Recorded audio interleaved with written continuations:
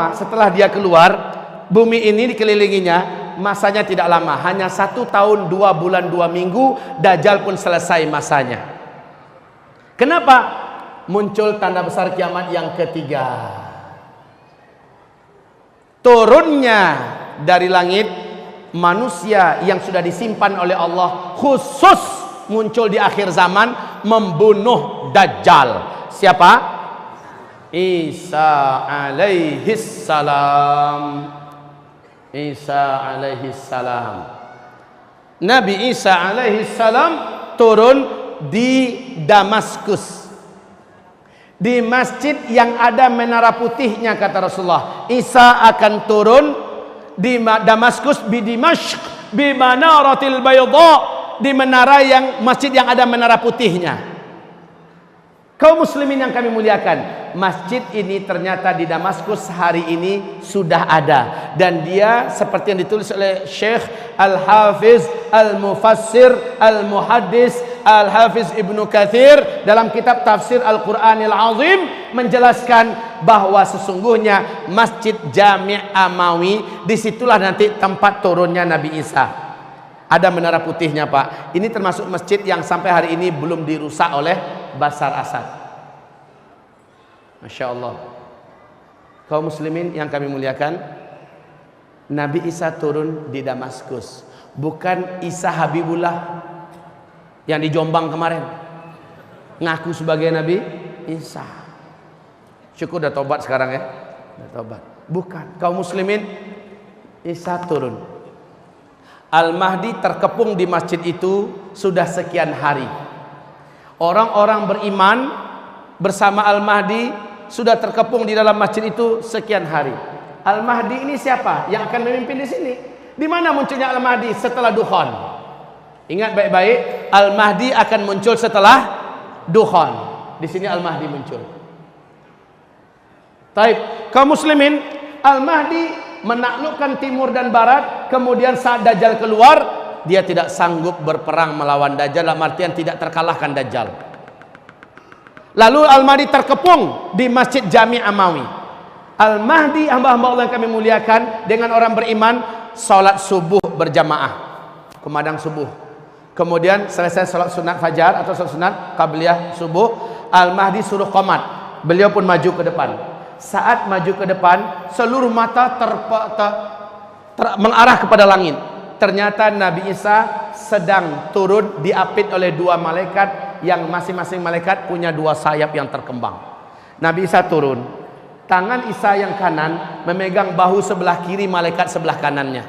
Tangan Isa yang sebelah kiri, telapak tangannya memegang bahu sebelah kanan malaikat yang sebelah kirinya. Isa pun turun.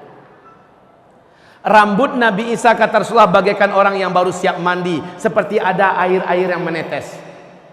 Orang-orang yang beriman tersenyum bahagia karena yang dinanti-nanti sudah datang, Isa alaihi salam. Dan memang mereka sangat yakin, Pak, inilah saatnya Nabi Isa harus turun. Isa pun turun. Al-Mahdi langsung mundur, mempersilahkan Isa untuk menjadi imam. Isa berkata, tidak. Imam pada masa ini adalah engkau.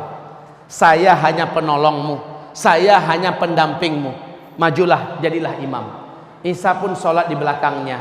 Sholat subuh selesai, zikir selesai, matahari mulai terbit. Ternyata Dajjal berhasil mendobrak pintu masjid. Dajjal masuk dengan penuh kesombongan. Orang-orang yang menjadi bala tentara Dajjal dari kalangan Yahudi Asbahan dan Yahudi-Yahudi lainnya bersatu ingin mencincang Al-Mahdi, mencincang orang-orang beriman yang ada di dalam masjid. Penuh bawa sombong dan angkuh, Dajjal masuk. Ternyata Isa berdiri. Dajjal datang, Isa berdiri. Saling bertatap-tatapanlah 2 manusia legendaris akhir zaman ini, antara Isa dengan Dajjal. Dajjal langsung menjerit. Dajjal langsung menjerit. Melihat Isa menjerit, kata Rasulullah, meleleh tubuhnya. Demi Allah, kata Rasulullah, kalaulah Dajjal tetap di tempatnya, kalaulah Dajjal tetap di situ, di tempatnya, maka dia akan mencair menjadi cairan menggenang di lantai. Tapi Dajjal langsung lari. Dengan kekuatannya yang diberikan oleh Allah, Dajjal lari ke ufuk timur. Allah takdirkan Isa di atas kemampuan Dajjal punya kemampuan. Isa sudah menunggu di situ. Mau kemana boy?